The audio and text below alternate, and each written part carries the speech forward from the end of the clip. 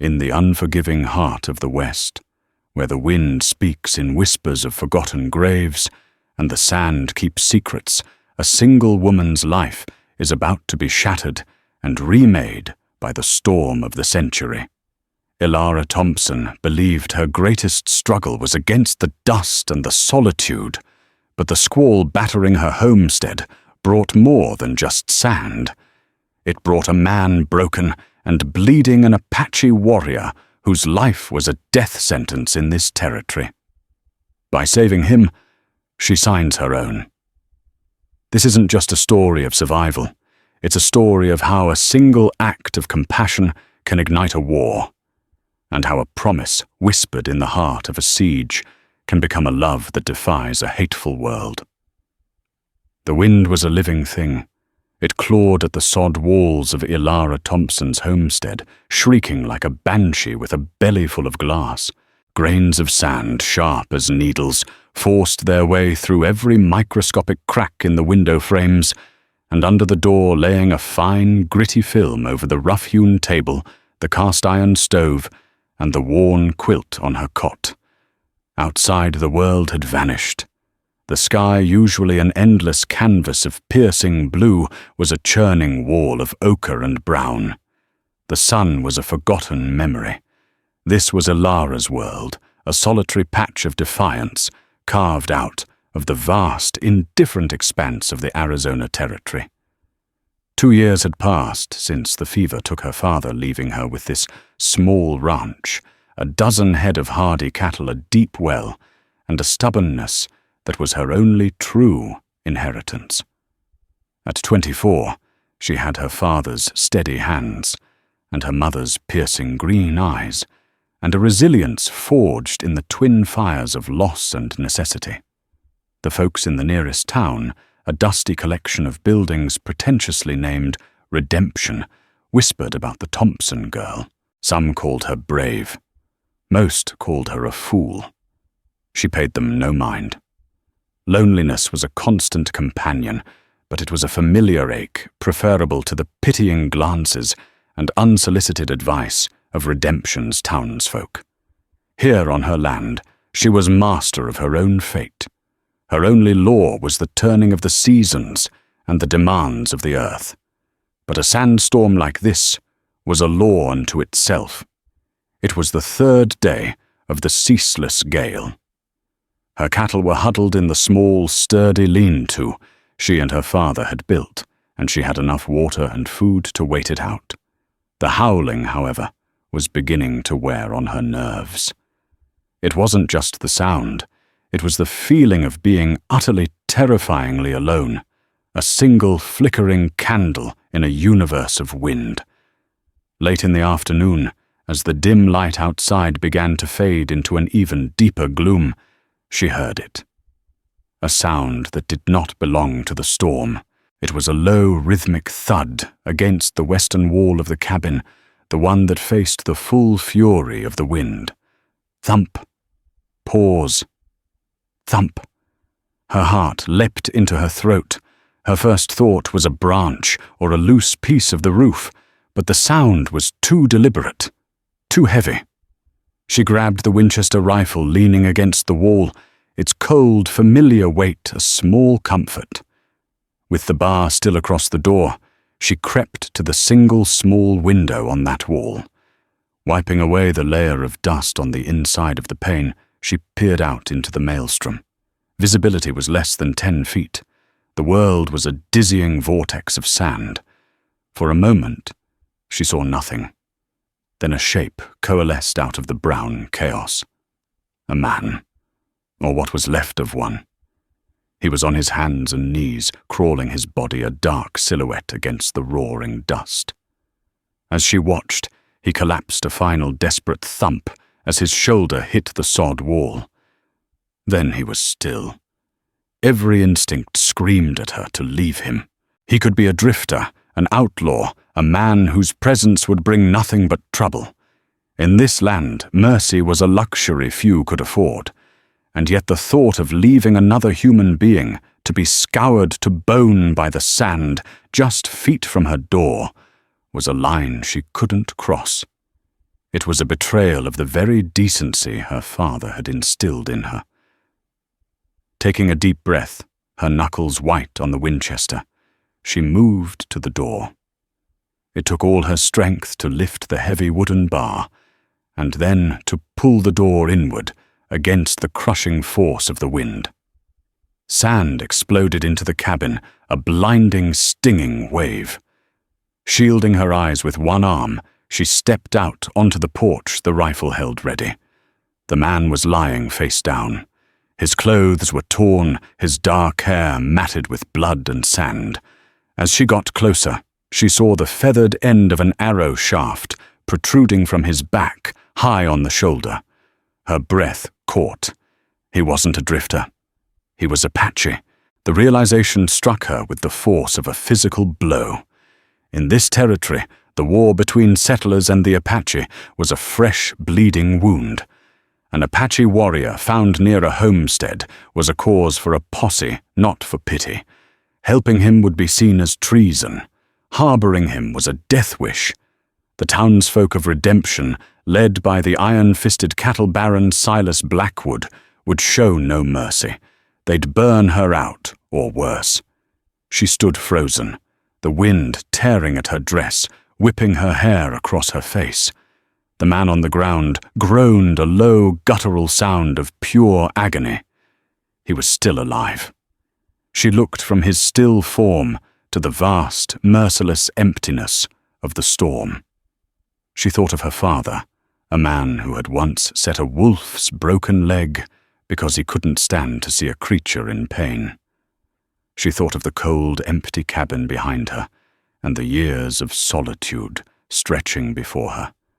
In that moment, her choice was not between safety and danger.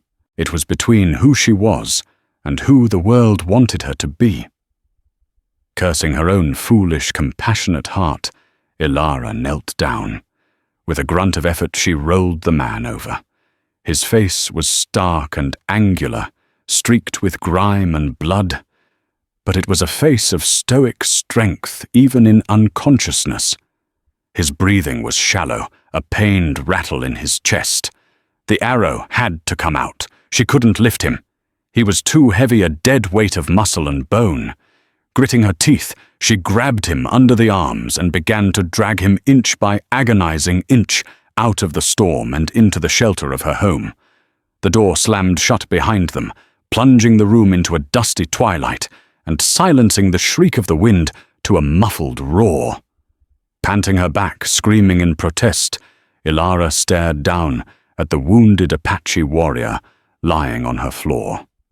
The storm raged outside, but she knew with a certainty that chilled her to the bone that the real storm was the one she had just invited inside.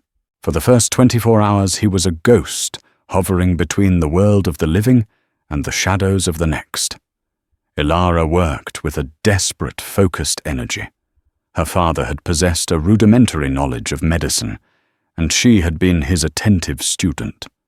She cut away the deerskin shirt, her hands hesitating for only a second at the sight of the lean, muscled torso crisscrossed with old white scars. Each mark told a story. She couldn't read a testament to a life of hardship and battle.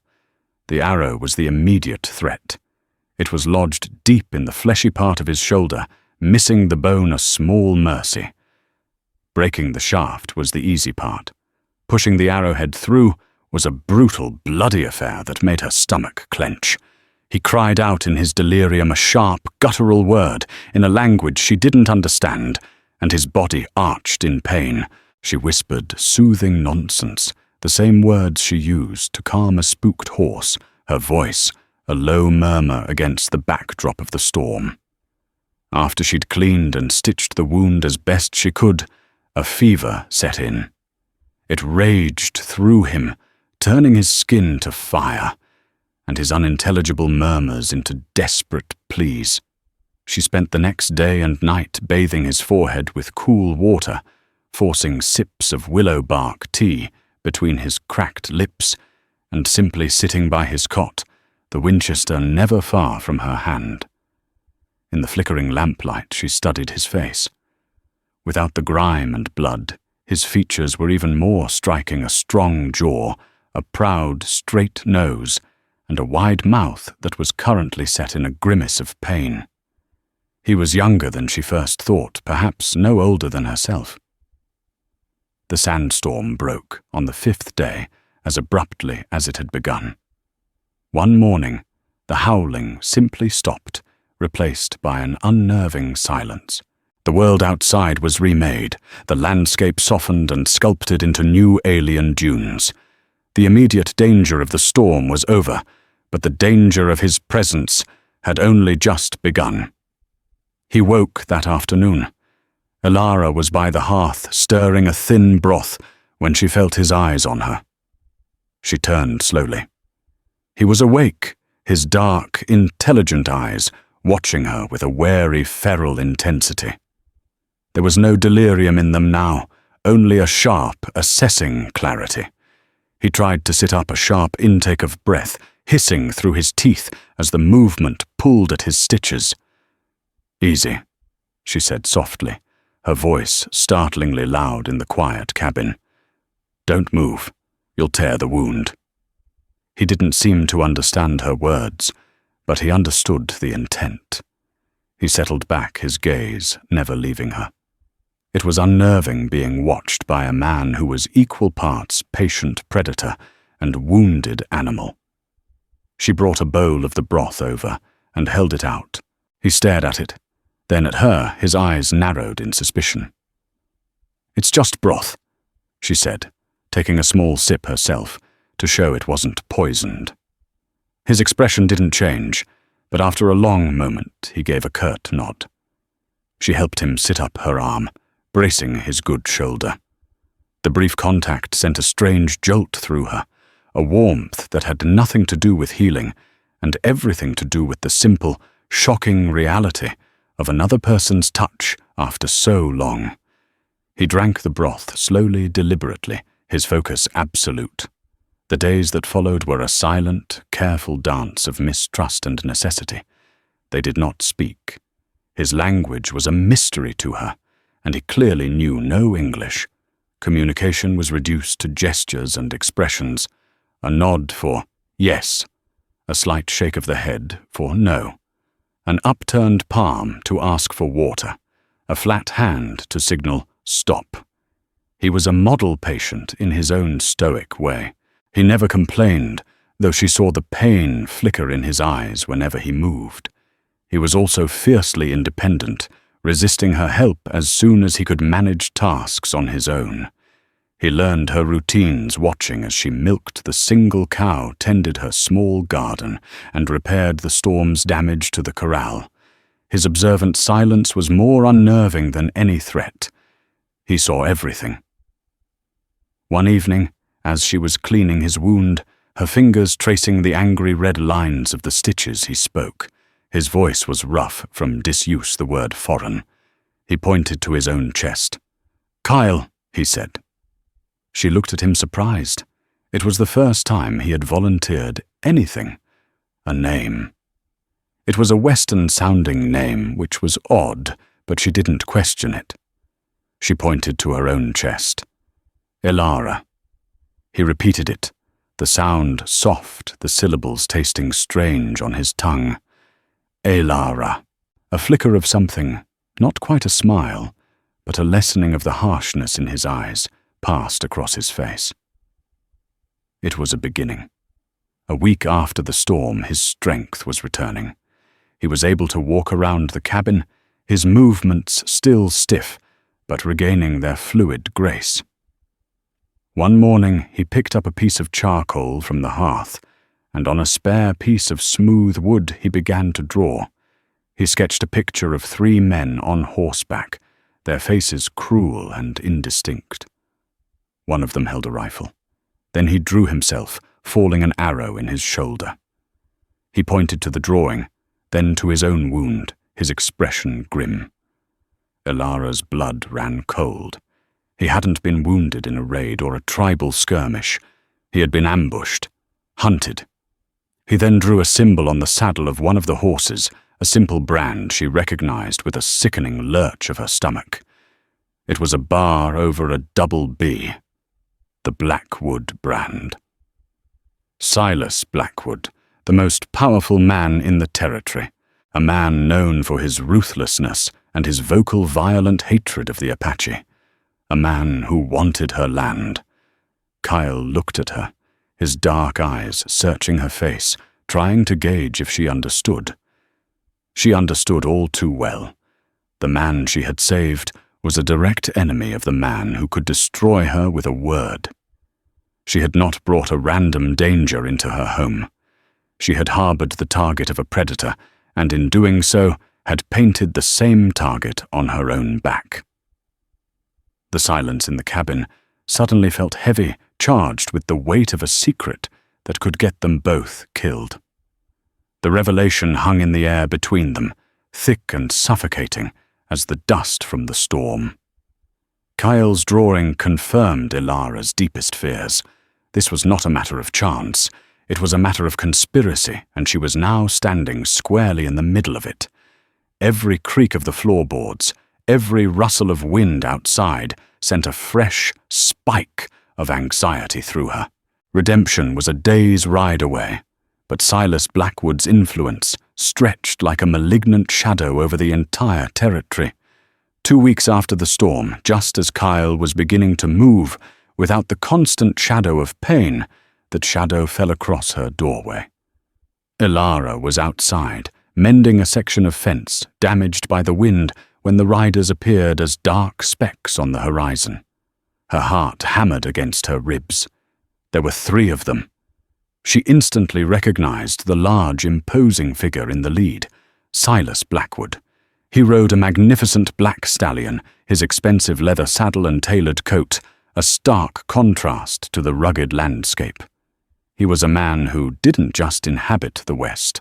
He sought to tame it, to bend it to his will, and he treated people with the same arrogant authority. "Go inside," she hissed at Kyle, who had been sitting on the porch, carving a piece of wood with a knife she had given him. "Stay away from the window." He met her gaze, his own eyes hardening with a dangerous light. He understood immediately. Without a word, he disappeared into the cabin, moving with a silence that belied his size. Ilara forced herself to take a slow, calming breath, leaning on the fence post, as if she had all the time in the world. She would not let Blackwood see her fear. He rode right up to the fence, his 2 hired guns, rough-looking men with mean eyes and dusty clothes flanking him. Blackwood dismounted with the fluid grace of a man who spent half his life in the saddle.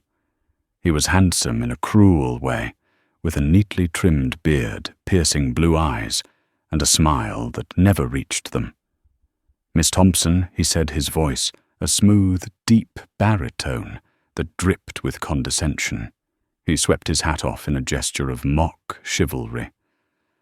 "A pleasure to see you're still in one piece. That was a nasty squall we had, Mr. Blackwood." Ilara replied, her voice cool and even. "I manage. What brings you so far out? Just checking on my neighbors?" He smiled, gesturing expansively at the land around them. "This is a lonely, dangerous place for a woman on her own." "I worry." The lie was so blatant it was almost insulting. "My father and I built this place to last. I'm not easily worried." Blackwood's smile tightened. He walked along the fence line, running a gloved hand over the wood. "Your father was a stubborn man, Ilara. May I call you Ilara? He held on to this plot like it was the last piece of gold in the treasury. But he's gone. This land needs a firm hand. It's no place for domestic pursuits." He looked pointedly at her small garden. "I'm prepared to renew my offer. A generous one. Enough to see you settled in a fine house back east. Boston, perhaps. A lady like you belongs in a civilized place. This is my home, Mr. Blackwood. It's not for sale," she said, her tone leaving no room for negotiation. His eyes cold as chips of winter ice locked onto hers. The pretense of pleasantry vanished. Everything is for sale, girl. It's just a matter of price or persuasion. There are dangers out here you can't fight with a fence post. Renegade Apaches, for instance. I heard a rumor some of them were pushed out of the canyons by the storm. My men and I are doing our part to cleanse the area. It would be a tragedy if a lone homesteader got caught in the crossfire. The threat was unmistakable, a velvet glove around an iron fist. He was telling her that his protection came at a price, her land. And if she refused, that protection might just turn into the very danger he was describing. I'm sure the law appreciates your civic-mindedness, Ilara said, her hand inching toward the hatchet she'd been using on the fence. One of his men, a lanky cowboy named Tucker, with a perpetually greasy look, spat a stream of tobacco juice near her feet. The law, ma'am, around here, Mr. Blackwood, is the law. Blackwood held up a hand, silencing him. My man is crude, but not incorrect. Sheriff Miller in Redemption understands the practicalities of keeping the peace. Now about my offer. I've given you my answer. He stared at her for a long, silent moment, his gaze so intense it felt like a physical violation. He was assessing her, weighing her resolve. From the corner of her eye, she saw the slightest twitch of the curtain in the cabin window. Kyle was watching, listening. Finally, Blackwood's chilling smile returned. Very well. Have it your way. But when you're tired of playing rancher, you know where to find me. He turned to remount his horse, but paused, his eyes scanning the homestead one last time. His gaze lingered on the lean-to, where her cattle were sheltered. You keep a tidy place, I'll give you that. But solitude can play tricks on the mind. Make you foolish. Make you charitable to those who deserve none. With that final pointed remark, he swung into his saddle. He and his men turned and rode away, leaving a cloud of dust and a palpable sense of menace hanging in the air. Ilara didn't move until they were tiny specks once more. Her entire body trembled, not from fear, but from a surge of defiant rage. She turned and went back inside. Kyle was standing by the table, his body rigid, his jaw clenched so tight a muscle jumped in his cheek. The knife he'd been carving with was in his hand, his knuckles white. The look in his eyes was one of pure distilled hatred. He had understood every word of Blackwood's veiled threats. He knew that the man who had tried to murder him was the same man now trying to destroy her. Their separate fights had just merged into one. The days following Blackwood's visit were fraught with a new kind of tension. The threat was no longer a distant possibility. It had a face and a name. Ilara found herself constantly scanning the horizon, her rifle always within arm's reach. Kyle, too, was changed. The quiet patience of his recovery was replaced by a restless energy. He pushed himself harder, testing the limits of his healing shoulder, his movements regaining the lethal grace she had only glimpsed before. He was a warrior, preparing for a battle he knew was coming. Their wordless communication deepened, becoming more nuanced.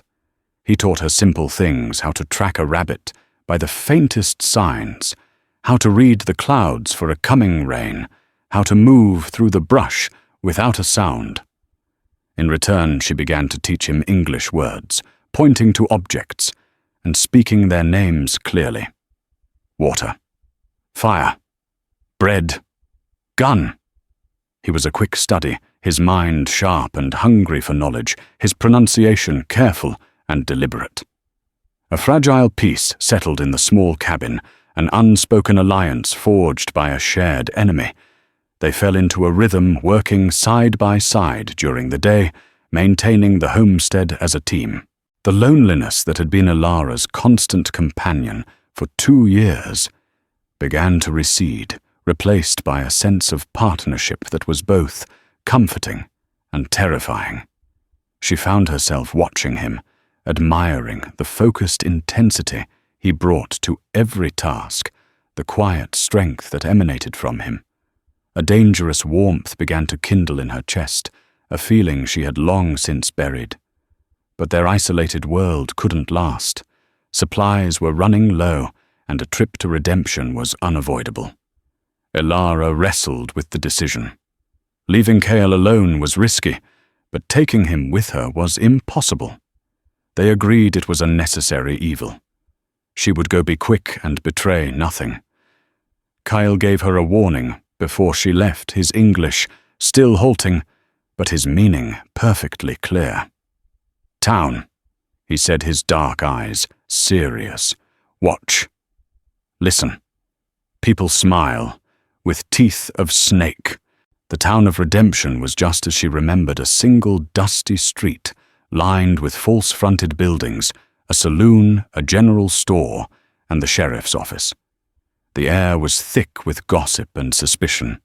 As she tied her horse in front of Smith's mercantile, she felt the familiar weight of eyes on her. The solitary woman from the Thompson homestead was an object of endless curiosity. Inside the store smelled of coffee beans, leather, and dried apples.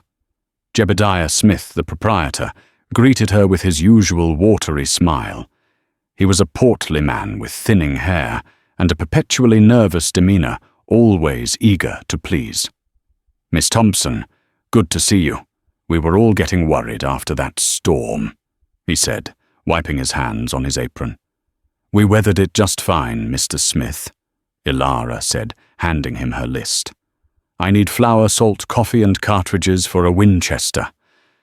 As Jebediah gathered her items, he made small talk, his questions seemingly innocent. "Must get terribly lonely out there all by your lonesome. You're a brave woman holding on to that place. Mr. Blackwood, he has a powerful interest in consolidating the ranches in these parts. For the good of the territory, you understand, for protection." "I protect myself just fine," Elara said coolly. Jebediah's eyes darted around the store. He leaned closer, lowering his voice. "Be careful, miss. These are dangerous times. Blackwood's men were in here just yesterday, buying up all the whiskey. They were talking about cleansing the land of the Apache filth for good.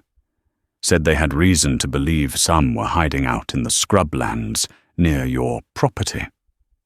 A cold knot formed in Elara's stomach. Was he warning her, or was he fishing for information?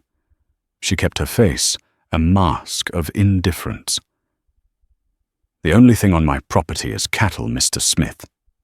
She paid for her goods, her hand steady despite the tremor she felt inside.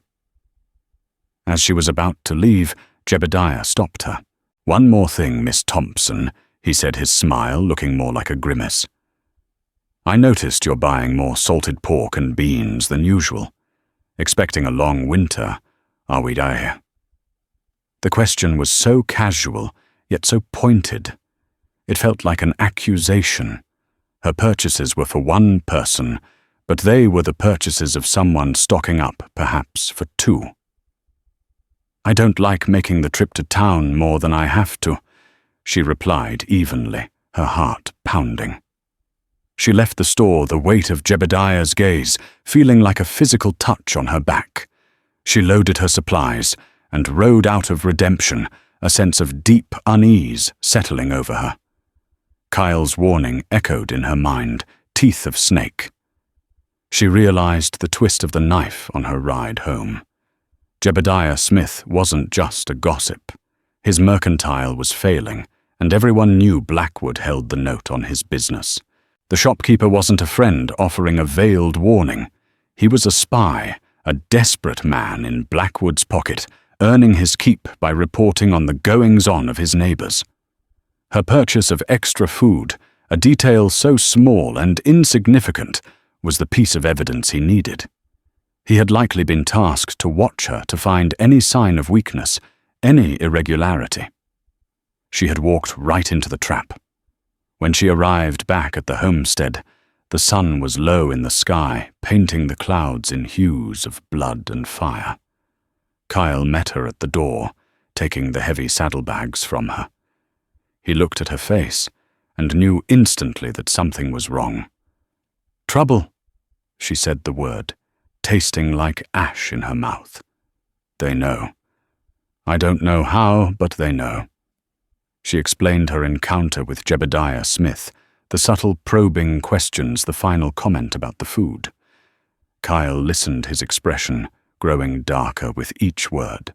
He walked to the window, peering out at the vast, darkening landscape that surrounded their small island of civilization. He was no longer looking at it as a place of refuge, but as a battlefield. "He is not a snake," Kyle said, his voice low and dangerous. "He is the rattle. The snake is coming." The attack came 3 days later, at dawn. The first sign was not a sound, but a feeling, a low tremor in the earth, the distant thunder of a dozen horses ridden hard. Kyle was the first to sense it. He rose from his cot in the pre-dawn gloom, his movements utterly silent, a predator scenting danger on the wind. He touched Ilara's shoulder, and she came awake instantly, her heart lurching as she saw the grim urgency in his eyes. "They come," he whispered, the two words a death knell in the quiet cabin. Together they peered through the window. A plume of red dust was rising against the pale pink of the dawn sky, growing larger by the second. Riders, at least 10 of them led by Silas Blackwood. They weren't riding like a posse with any intention of asking questions. They were riding like a war party. Panic, cold and sharp, tried to claw its way up Ilara's throat, but she forced it down. Her father hadn't raised a coward. "The doors and windows," she said, her voice tight but steady. "Bar them. Get the rifles." They moved with frantic, synchronized purpose. Ilara slammed the heavy wooden bar across the door, while Kyle shuttered the 2 small windows, plunging the cabin into near darkness, pierced only by thin slivers of growing daylight through the firing slits her father had built into the walls. They had 2 rifles, her Winchester and her father's old Springfield, and a single pistol. Ammunition was limited. The riders surrounded the cabin, their whoops and hollers echoing like the cries of vultures. "Ilara Thompson!" Blackwood's voice boomed, magnified by the morning stillness. "You are harboring a fugitive and a murderer. Send out the Apache savage and you will not be harmed." Ilara looked at Cale. His face was a mask of calm, deadly focus. He checked the action on the Springfield, his hands sure and steady. There was no fear in him, only a terrible, cold rage. "He lies," Kyle said softly, his eyes meeting hers in the gloom. "He wants the land. We are the excuse." She knew he was right. Surrender was not an option. For Kyle, it meant a rope. For her, it meant losing everything, and she would not give Blackwood the satisfaction. "I know you're in there, you filth!" Another voice shouted, thick with hate. It was Tucker Blackwood's greasy-haired enforcer. "We're gonna burn you out and scalp you just like you did to them settlers at Willow Creek." The first shot shattered the silence, splintering the wood of the door. The siege had begun. The following hours were a blur of smoke, noise, and adrenaline. Ilara and Cale worked as a seamless unit. He was the strategist, his warrior instincts honed by a lifetime of conflict. He directed her where to watch, when to fire, and more importantly, when not to. "One shot, one man?" He murmured, his words a calming mantra in the chaos. "Waste nothing." Ilara, whose rifle had only ever been used for hunting game or scaring off coyotes, discovered a well of iron resolve she never knew she possessed. She fired through the slits, her shoulder aching, from the recoil the smell of gunpowder sharp in her nostrils. She wasn't just defending her home anymore. She was defending the man who stood beside her, the quiet, honorable man who had been hunted and left for dead. Blackwood's men were confident, arrogant. They charged on horseback, whooping and firing wildly, expecting to overwhelm the cabin with sheer force. But the sod walls were thick, and Kyl's tactics were brilliant. He and Ilara fired sparingly, but with deadly accuracy, their shots carefully aimed to unhorse riders and create confusion. 2 of Blackwood's men went down their horses, screaming in panic. The attackers fell back, realizing this would not be an easy fight. They changed tactics, taking cover behind rocks, and the small corral beginning a steady, relentless fusillade against the cabin. Bullets thudded into the walls, a constant percussive drumming that grated on the nerves. A stray shot punched through the shutter of the south window, whistling past Ilara's head and burying itself in the wall behind her. She flinched but held her position. "They will try fire next," Kyle said, during a brief lull, his eyes scanning the terrain outside. "When the sun is high and the wind picks up." He was right. Around midday they saw Tucker and another man creeping forward using the cover of the lean-to. They were carrying torches.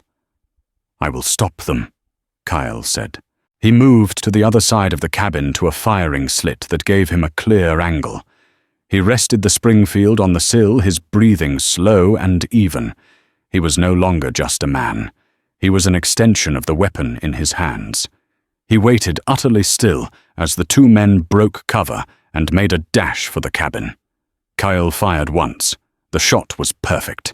Tucker dropped his torch and crumpled to the ground, clutching his leg. The other man, startled, hesitated for a half-second too long. Ilara fired the Winchester, and he fell backward, his torch sputtering out in the dust. The others unleashed a furious volley of shots at the cabin in retaliation, but the immediate threat of fire was gone. The fight had forged a new intimacy between them. In the crucible of the siege, all barriers of culture and language had burned away, leaving only 2 people fighting for their lives for each other. In the quiet moments between volleys of gunfire, their eyes would meet across the smoke-filled room, and in that shared glance was a depth of understanding and reliance that went beyond words. They were no longer a woman and an Apache. They were Ilara and Cale, a single unit bound by blood and gunpowder. They would live together, or they would die here in this small sod house under the relentless Arizona sun. As afternoon bled into a long, tense twilight, a wounded quiet fell over the homestead. The relentless barrage of gunfire subsided into sporadic pot-shot echoes.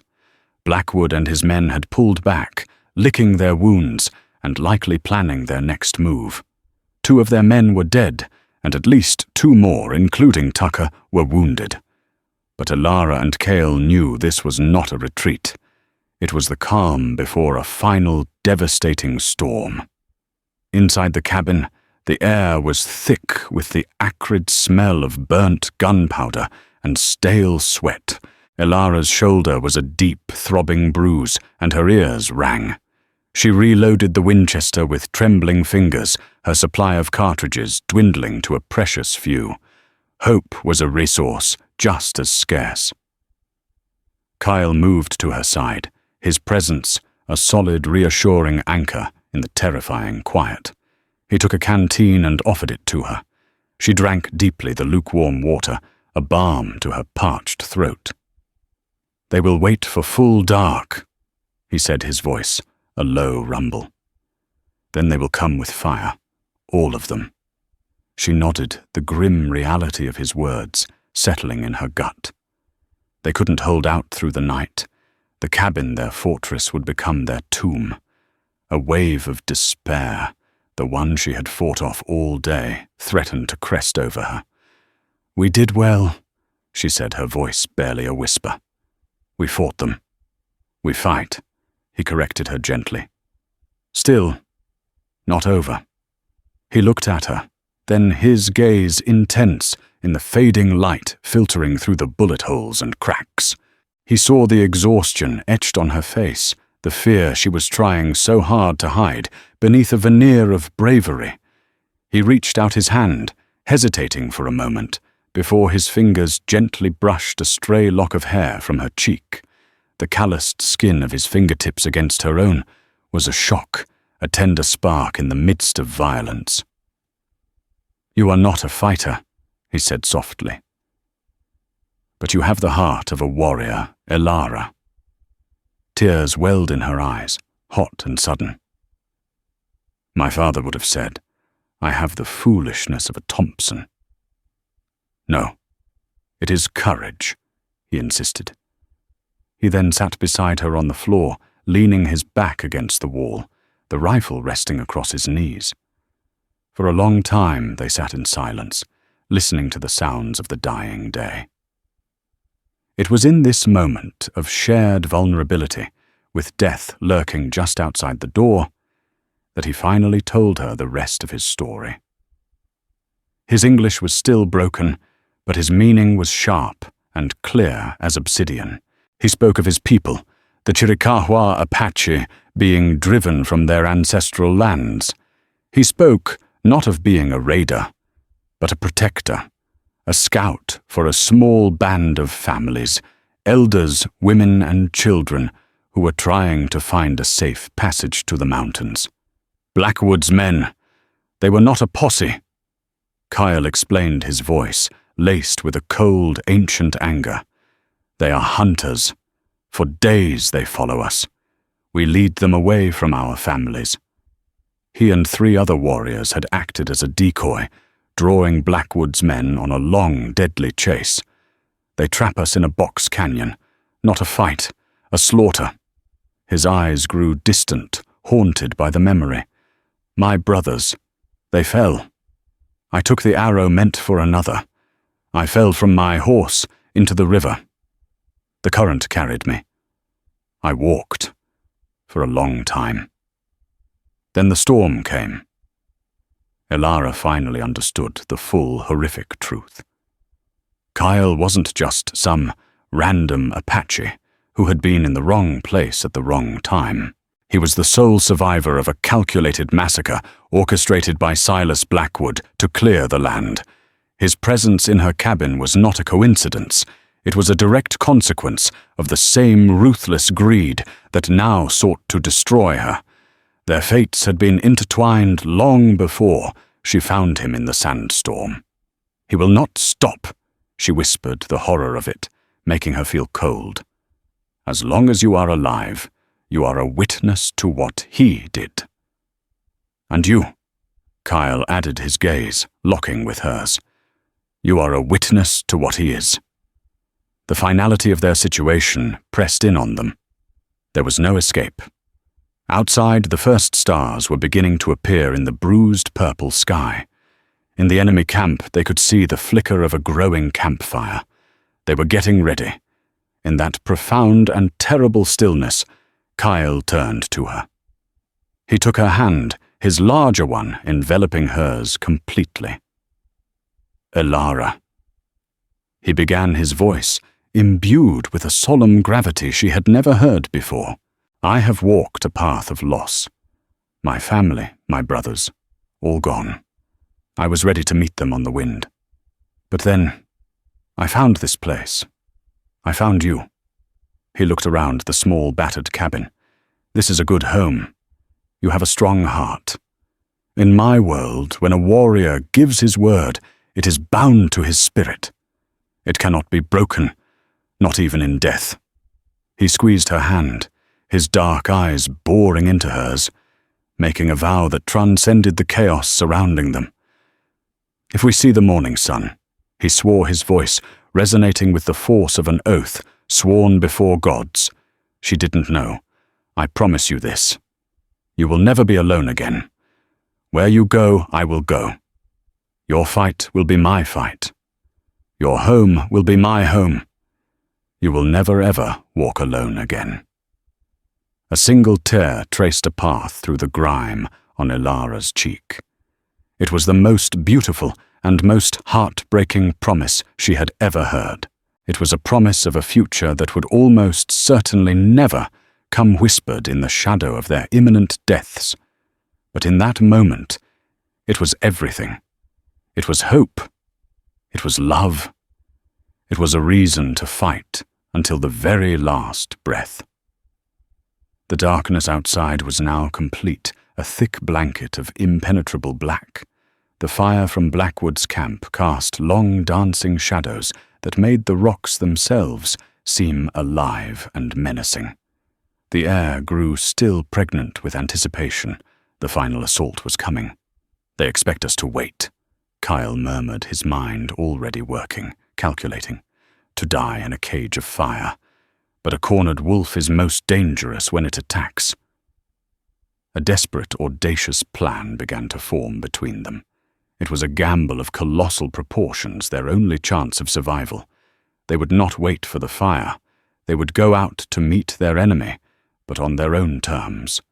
Kyle knew this land not from ownership, but from observation. In his weeks of recovery, he had studied the terrain around the homestead with a warrior's eye. He pointed towards a narrow rock-strewn wash about half a mile to the west, a natural choke point. "There," he said. "We make our stand there." Their plan was twofold. First, they needed a diversion. They gathered every spare blanket and piece of cloth, soaking them with the last of the kerosene from the lamps. While Elara gathered the remaining ammunition and supplies, Kyle slipped out the back of the cabin under the cover of darkness, his movements as silent as a phantom. He was a ghost in the landscape, using every rock and shadow for cover. Elara weighted her heart, a frantic drum against her ribs. Every minute felt like an hour. Then, a sudden, bright orange bloom of light erupted from the east near the corral. Kyle had set the small haystack ablaze. Shouts of surprise and confusion rose from Blackwood's camp. The diversion was working. Half of Blackwood's men, thinking it was a desperate escape attempt, galloped toward the fire. That was her cue. Elara slipped out the cabin's front door, bent low, and ran for the west toward the wash. Moments later, Kyle materialized at her side, appearing from the darkness as if from the earth itself. They ran, fueled by adrenaline, the sounds of chaos fading behind them. They reached the wash, a deep, dry ravine with steep, rocky sides. It was a perfect trap. Elara took a position, high on one side, nestled between two large boulders that gave her a commanding view of the entrance. Kyle melted into the shadows on the opposite side. They laid out their remaining ammunition. They had maybe 20 rounds between them. It had to be enough. They didn't have to wait long. Blackwood, furious at being outmaneuvered, led his remaining men, 5 of them, directly toward the wash, correctly guessing it was their only viable escape route. He was arrogant, overconfident, charging headlong into the trap. They let the first 2 riders pass the entrance. Then Kyle let out a piercing cry, a hawk's shriek that echoed off the canyon walls. It was the signal. Elara rose and fired. Her shot took the horse of the 3rd rider, sending the man tumbling into the dust. Kyle fired a split second later, and the 4th man clutched his chest and fell from the saddle. Chaos erupted in the narrow space. The horses panicked, rearing and screaming. Blackwood and his remaining men were caught completely. They couldn't charge forward, and they couldn't easily retreat. "Spread out, find them!" Blackwood roared, his voice raw with fury. He dismounted, taking cover behind his horse, firing wildly into the darkness. The battle was no longer a siege, but a deadly game of hide-and-seek among the rocks. Elara and Kyle had the advantage of position and surprise. They fired sparingly, making every shot count, changing positions after each one to create the illusion that there were more of them. One by one, Blackwood's men were picked off, their greed and hate extinguished in the Arizona dust. Finally, only one was left. Silas Blackwood. He was pinned down, his horse gone, his bravado stripped away, leaving only a core of vicious, cornered desperation. "Come out, you savage!" he screamed, his voice cracking. "Come out and face me like a man." Instead, Kyle emerged from the shadows behind him. He carried no rifle, only the knife in his hand. Blackwood spun around, his eyes wide with shock, and fired his pistol. The shot went wide. Before he could fire again, Kyle was on him. The fight was brutal, primal, and short. Blackwood was a powerful man, but Kyle was a warrior, fighting for his past, his future, and the woman who had saved him. He disarmed Blackwood with swift, precise movements. "This is for my brothers." Kyle snarled the English words, sharp with venom. He held the knife to Blackwood's throat. "Wait!" Elara called out, climbing down from her perch. She walked toward them, her Winchester held steady. Death is too easy for him. She looked down at the cowering cattle baron, the man who had terrorized her and murdered for land. She saw not a powerful man, but a pathetic, craven bully. They tied him up with his own ropes. As the sun began to rise, painting the canyon walls in soft pastels, they found the proof they needed in his saddlebags, a letter from a corrupt land office official detailing their plan to illegally seize Apache lands. It was the evidence of his conspiracy. They marched him back to redemption, not as conquerors but as survivors.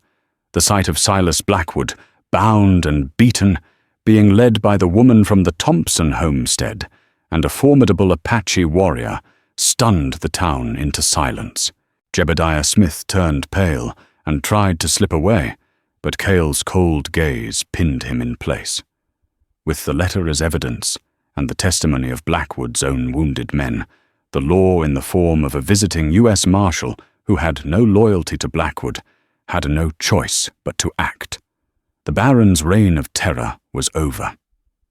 Weeks later, a fragile peace had settled over the homestead. The cabin bore the scars of the siege, but it was whole. It was home. Elara stood on the porch, watching the sunset paint the sky. The land was truly hers now, free from threats. But it was no longer an empty, lonely place. Kyle came to stand beside her. He took her hand, his fingers intertwining with hers. His vow, whispered in the shadow of death, was now their reality, spoken in the quiet language of shared chores, evening conversations, and the simple, profound comfort of presence. He had found a home, and she had found the one who would ensure she never walked alone again. Their future was as vast and uncertain as the western sky, but they would face it together.